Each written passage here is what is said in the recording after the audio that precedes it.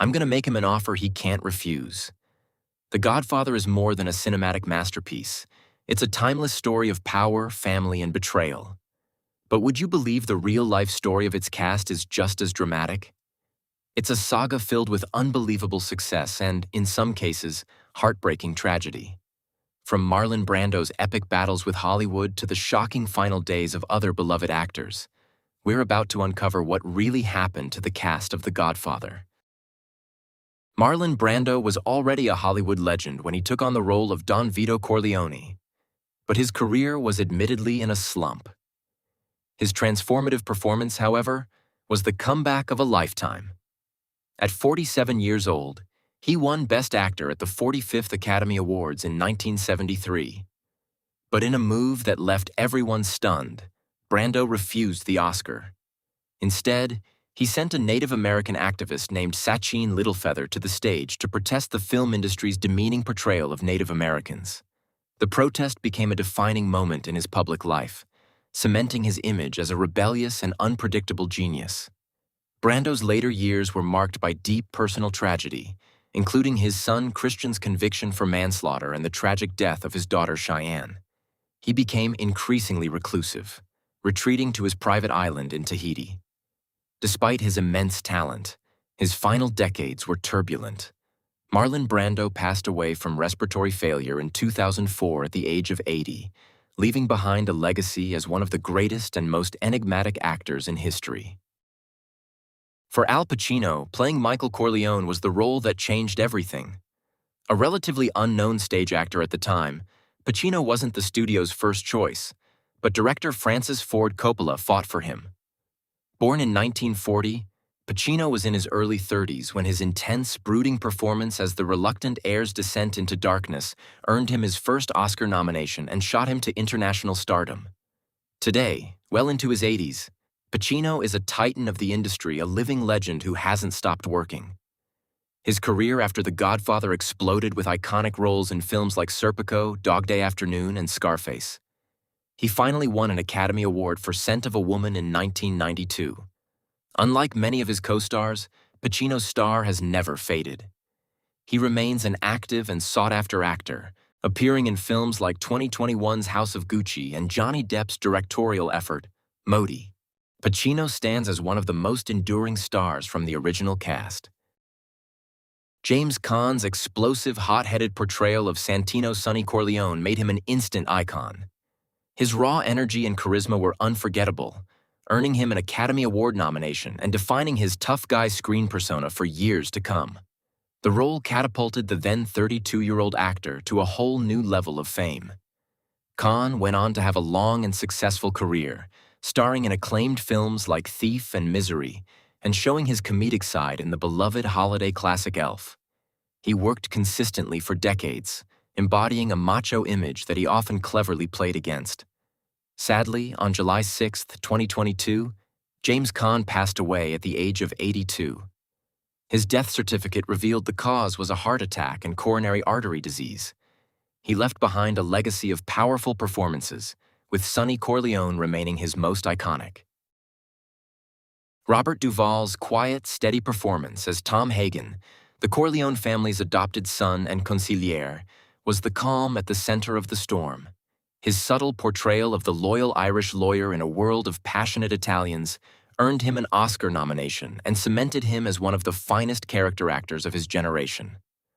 Unlike some of his co-stars, Duvall's career has been a marathon of sustained excellence. Following The Godfather, he delivered a string of legendary performances in films like Apocalypse Now and won the Best Actor Oscar for 1983's Tender Mercies. He also gave an iconic performance as Gus McCrae in the TV miniseries Lonesome Dove. A salary dispute famously led him to decline a role in The Godfather Part 3, a decision he has openly discussed. Duvall remained active well into his later years, becoming, at age 83, the oldest actor ever nominated for a Best Supporting Actor Oscar for his role in The Judge, a record later surpassed. Sadly, Duvall passed away at the age of 95 in Middleburg, Virginia.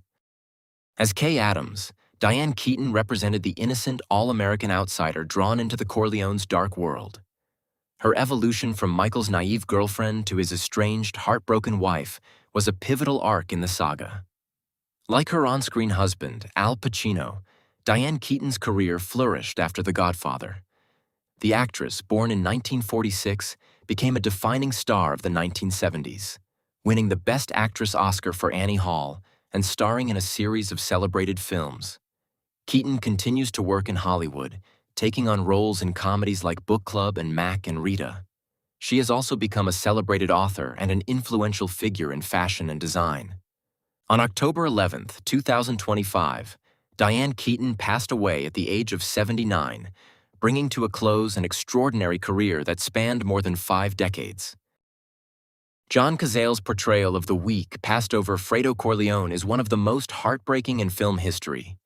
His performance was filled with a tragic vulnerability that made Fredo's eventual betrayal both shocking and deeply human. Cazale's career is the stuff of legend. Though he was a gifted and accomplished stage actor, he appeared in only 5 feature films during his lifetime, and every single one was nominated for a Best Picture Oscar. The Godfather, The Conversation, The Godfather, Part 2, Dog Day Afternoon, and The Deer Hunter. Tragically, Cazale's career was cut short when he was diagnosed with lung cancer. He passed away on March 13, 1978, at the age of 42, shortly after completing his role in The Deer Hunter. His co-star and then-girlfriend Meryl Streep was by his side. Before we continue with the rest of this legendary cast, if you're enjoying this look back at cinema history, make sure to hit that subscribe button and ring the bell for more deep dives into your favorite films.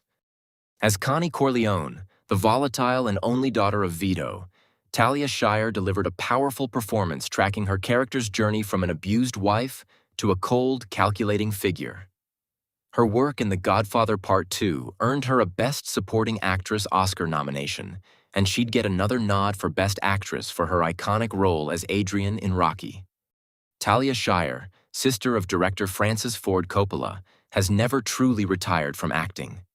Now in her 80s, she has worked consistently in film and television for decades. She recently worked with her brother for his ambitious 2024 film Megalopolis, marking a major collaboration decades after The Godfather Part 3.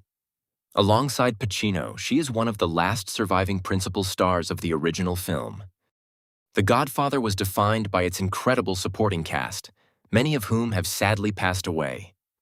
Al Lettieri, who gave a menacing performance as the drug lord Virgil the Turk Sollozzo, died of a heart attack in 1975, just 3 years after the film's release, at only 47.